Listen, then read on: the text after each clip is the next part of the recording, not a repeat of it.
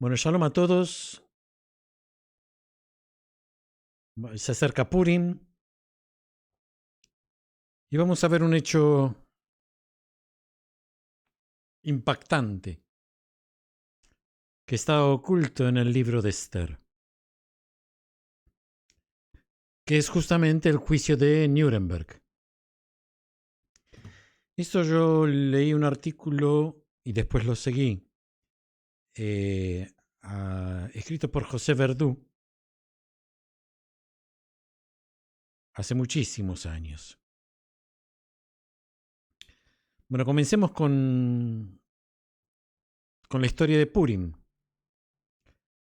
Hace más de 2000 años, el pueblo de Israel fue conquistado por el imperio babilónico y exilado en Babel, en Babilonia, lugar donde permaneció durante 70 años.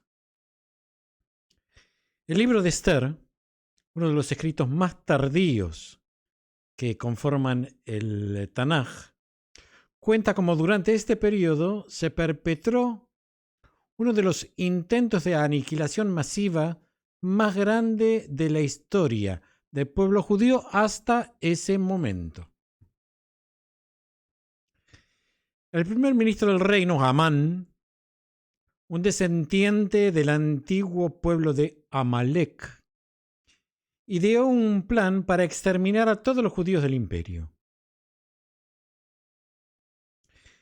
Si uno revisa los textos bíblicos, no encontrará un pueblo que sea calificado como más malvado que el pueblo de Amalek, que desciende de Esaú, el hermano de Jacob, uno de los 3 patriarcas del pueblo de Israel. Sobre Amalek, el paradigma del mal se comenta en el libro de Éxodo. Dios estará en guerra con Amalek de generación en generación. Éxodo 17:16. Tenerlo esto presente, acordarse. En la Megilat Esther, en el libro de Esther dice: destruir, matar y exterminar a todos los judíos, jóvenes y ancianos, niños y mujeres. Esto está en la Megilat Esther, como acabo de decir. Gracias a la diplomacia de la reina Esther, sobrina de Mardoqueo Mordejai, líder del pueblo en el exilio, el terrible edicto de Amán fue derogado, decretando la horca para Amán y sus 10 hijos. Este hecho se festeja, este hecho que es un milagro, se festeja cada año en lo que es la fiesta de Purim. Ahora vamos a ver. En el texto del libro de Esther, como podemos ver ahora a continuación, en su idioma original, vemos que el relato en el que los 10 hijos de Amán son colgados es escrito de forma inusual. Dicho fragmento es el único que está escrito en 2 columnas en todo el libro. En la columna de la derecha aparece el nombre de cada uno de los hijos de Amán, que es ejecutado, y en la columna de la izquierda aparece la palabra Ve'et. Ve'et, que en hebreo significa IA. Según la tradición, o sea, todo esto lo pudimos ver, o lo podemos ver. Según la tradición, dado que decir después de cada nombre Ve'et, IA, no era imperativo, el hecho de que se haya escrito de tal forma viene a señalar algo. Nada en el Tanaj está de más. Todo, absolutamente todo, esconde un profundo significado. De la misma forma que en español, en hebreo, uno puede listar 10 personas en español separándolos con una coma, en hebreo no, porque no hay comas, pero sí escribir un nombre detrás del otro. No y a. Por ejemplo, yo veo a Julio y a Diego y a Fernando y a Agustín.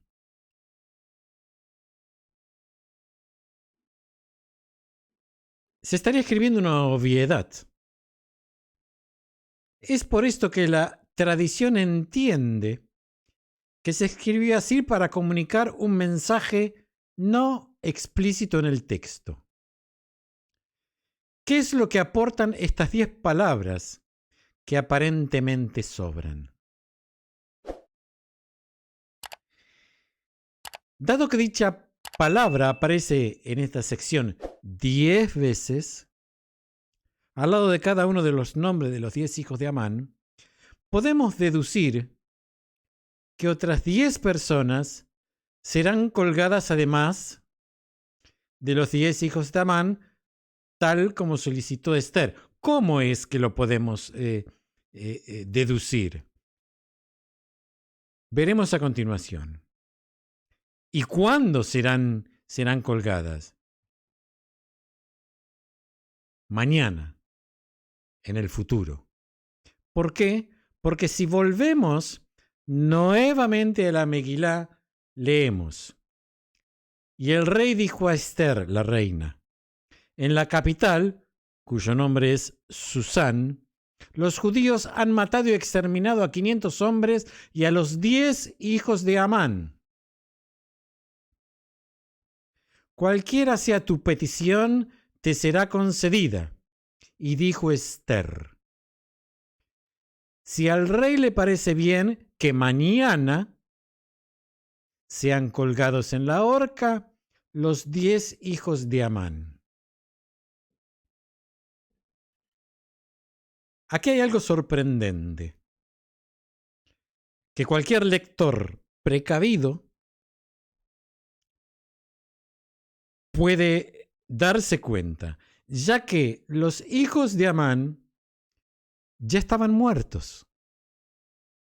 El texto acaba de mencionar que los 10 hijos de Amán fueron asesinados junto con otras 500 personas. ¿Por qué ella entonces solicita que sean colgados en la horca? ¿Cabe acaso suponer que quiere que se cuelguen sus cadáveres? ¿Por qué era necesario que fuesen colgados si ya estaban muertos? Y una última pregunta. Si el rey tiene todo el poder para hacer su voluntad, ¿por qué no pidió que fuesen colgados ese mismo día? ¿Por qué esperar hasta mañana? La tradición explica que a veces mañana se refiere al día siguiente y otras veces a un futuro, un tiempo lejano. También explica que los hechos recopilados en la Biblia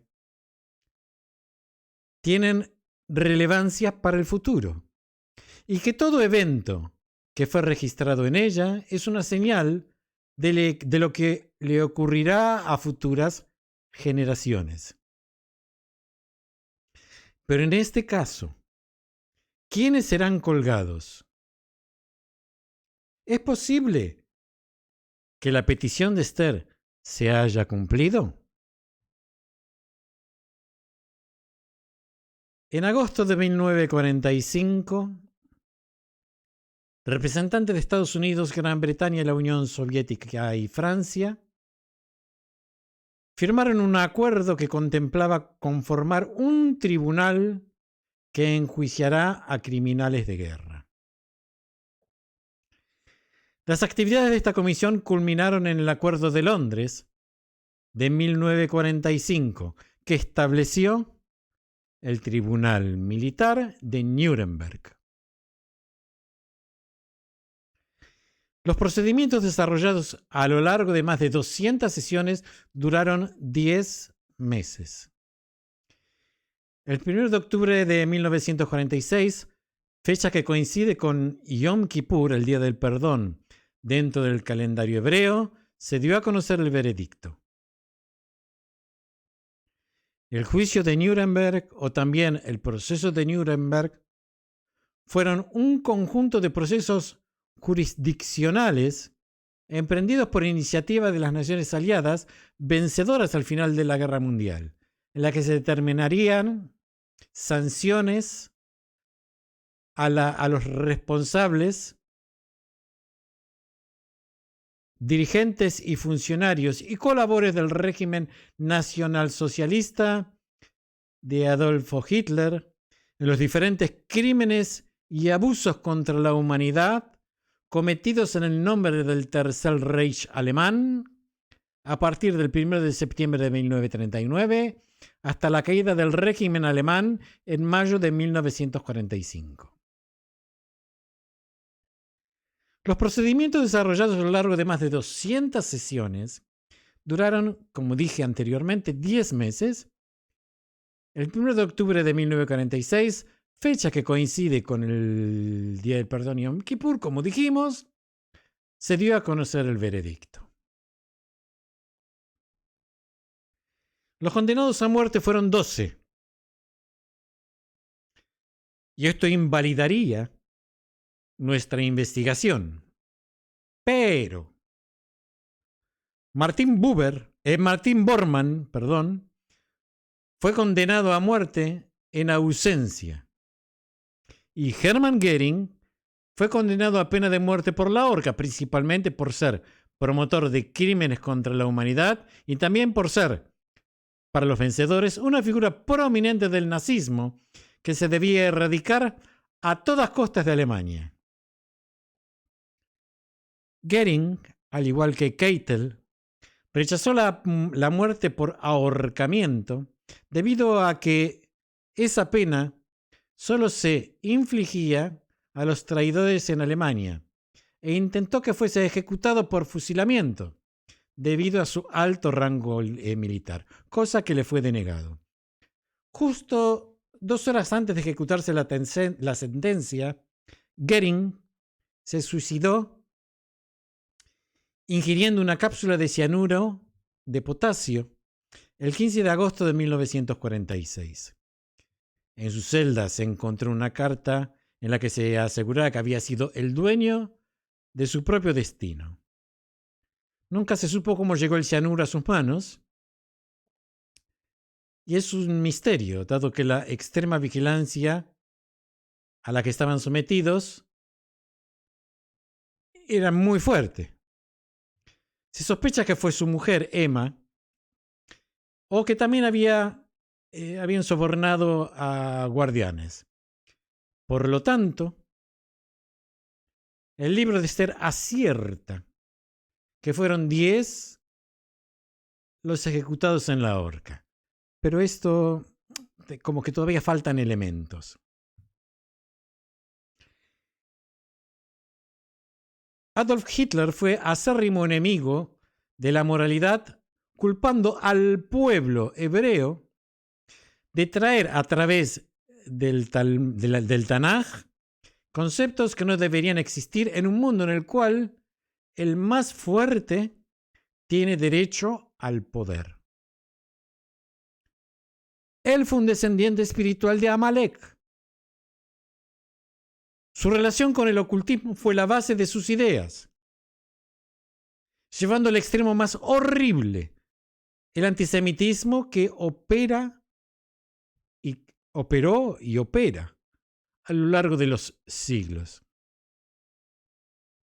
Y ahora podemos entender Éxodo 17:16.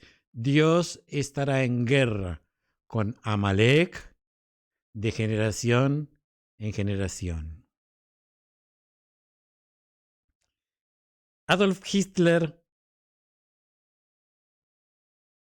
declara en una de sus muchas frases: yo liberaré a la humanidad de las cadenas del alma.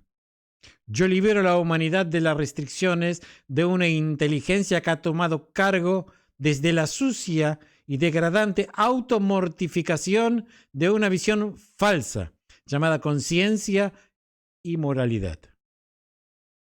Él se desentendió de toda moralidad, asesinando a millones de personas, arrastrados por su locura, negando la existencia de valores morales y con ellos la existencia de un creador.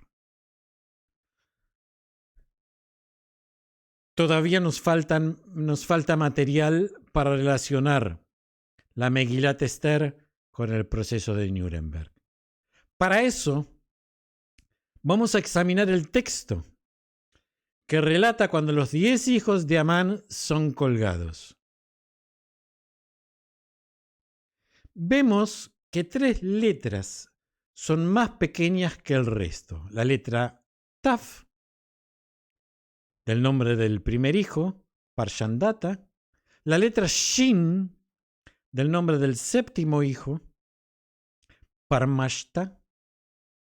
Y la letra Zain, del nombre del 10º hijo, Baizata. Estas 3 letras pequeñas forman Zain, Taf, Shin. Que tiene, ustedes saben que los números en hebreos se escriben con letras. O sea que estas letras tienen el valor numérico de 707. Posteriormente vemos en el texto otra aparente anomalía. Hay una letra que es más grande del resto y es la letra Vav. Nuevamente en el nombre del 10º hijo, Vaizata. Según la tradición judía se explica que esta letra, cuyo valor numérico es 6, representa el 6º milenio. El texto aquí quiere comunicar el milenio codificado a través de la letra más grande de lo normal y el año dentro de dicho milenio a través de las letras más pequeñas.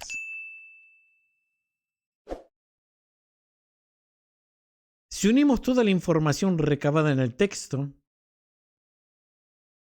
que relata cómo fueron colgados los 10 hijos de Amán, encontramos codificado a través de letras pequeñas y grandes que en el 6º milenio, en el año 707, es decir, en el año 5707 del calendario hebreo, equivalente al 1946 en el calendario gregoriano, serán muertos 10 descendientes de Amalek.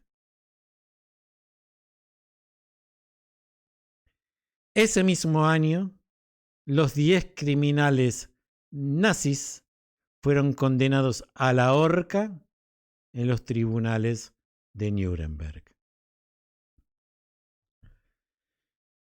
El juicio fue conducido por un tribunal militar, por lo que la condena a muerte debía haber sido ejecutada o mediante la silla eléctrica o por disparos efectuados por un escuadrón de fusilamiento, como marca el reglamento de Estados Unidos. ¿Por qué? Sin embargo, los 10 nazis fueron colgados en la horca porque estaba escrito en el libro de Esther miles de años atrás. Como leímos anteriormente, y dijo Esther, si al rey le parece bien, que mañana sean colgados en la horca los 10 hijos de Amán. La historia se repetía. La petición que hace miles de años había formulado la reina Esther y que había sido codificada en su libro, se estaba cumpliendo en todos sus detalles. Los 10 descendientes del pueblo de Amalek fueron nuevamente colgados en la horca. Cuando a uno de estos criminales nazis, Streicher, los llevaron a la horca, miró hacia abajo y gritó: Purim Fest 1947. Fiesta de Purim, 1946. Fiesta de Purim 1946. La fiesta en la cual el pueblo de Israel celebra desde hace miles de años que fueron salvados de las manos de Amán y de sus hijos, y que ahora se repetía. ¿Qué fue lo que hizo que Streicher gritaran Purim Fest? Si el evento hubiera ocurrido en febrero o en marzo, meses que normalmente cae Purim, se podría comprender por qué gritó eso. Sin embargo, la sentencia fue dada en octubre. Una persona que tenía tanto conocimiento de la religión judía, de las tradiciones judías, ¿cómo pudo equivocarse así? ¿Quién o qué puso en su mente estos pensamientos que revelaban que ese mañana se cumplía al pie de la letra, tal como se escribió hace miles de años en el libro de Esther? Aunque resulta casi increíble aceptarlo, miles de años después, la reina Esther vencía al archienemigo de Israel, los hijos de Amalek. Purim Sameach para todos.